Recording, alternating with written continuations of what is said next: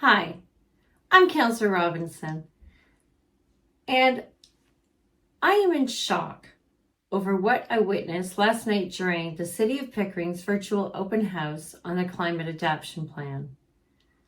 What was supposed to be a public forum quickly turned into an explicit, racist, and pornographic nightmare that I cannot unsee.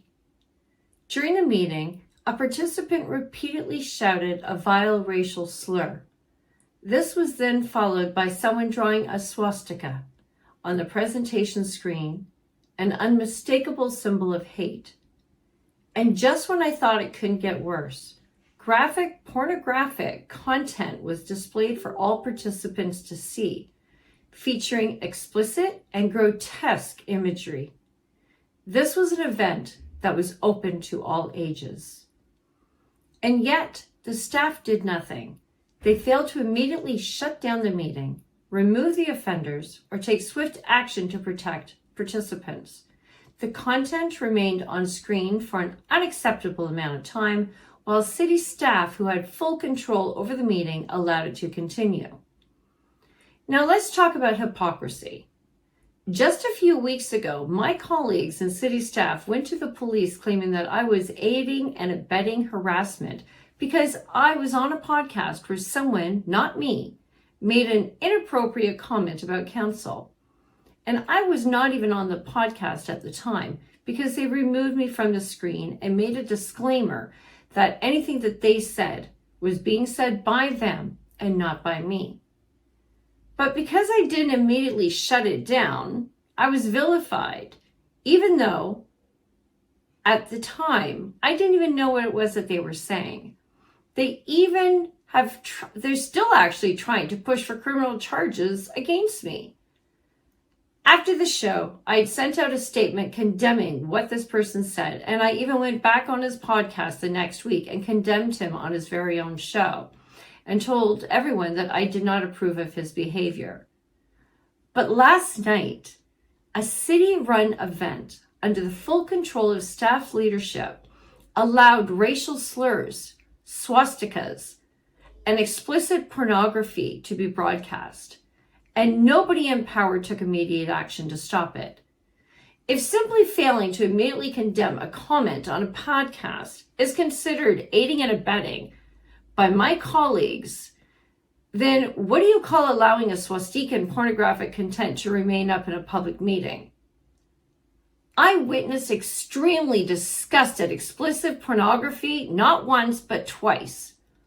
Does this mean that the city was condoning racism, hate speech, and pornography in an event for all ages? If this were anyone else, there would be an immediate investigation, outrage from leadership, and calls for accountability. Since the City of Pickering hosted the meeting and failed to immediately remove or shut down explicit content, they could be seen as facilitating its distribution, even if it was unintentional. There is also the willful promotion of hatred, like hate speech, because the meeting contained racist slurs on more than one occasion. There was a display of a swastika on 2 separate slides. And since the city did not take immediate action, they could be made that they were negligent in preventing the spread of hate speech. Their reckless disregard for the safety of others shows criminal negligence and possibly child endangerment if minors were in the meeting. The city is responsible for ensuring a safe and professional environment in its public meetings.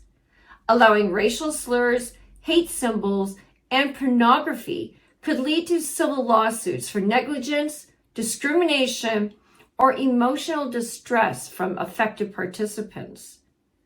The city has failed in its duty to care to prevent exposure to offensive and harmful material. So I am demanding answers. Who was responsible for moderating this meeting? Why wasn't the meeting shut down immediately?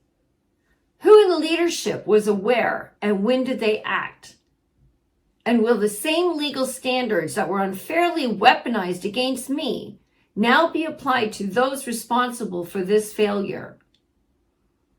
Pickering residents deserve transparency, not selective enforcement of outrage.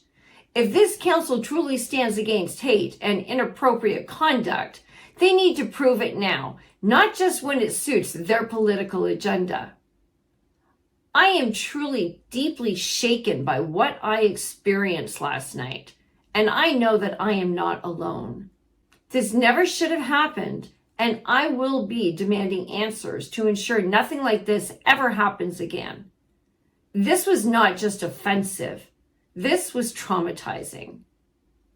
I am Councillor Lisa Robinson, the People's Councillor. I'm sorry that I had to bring you this disturbing news, but it needs to be told.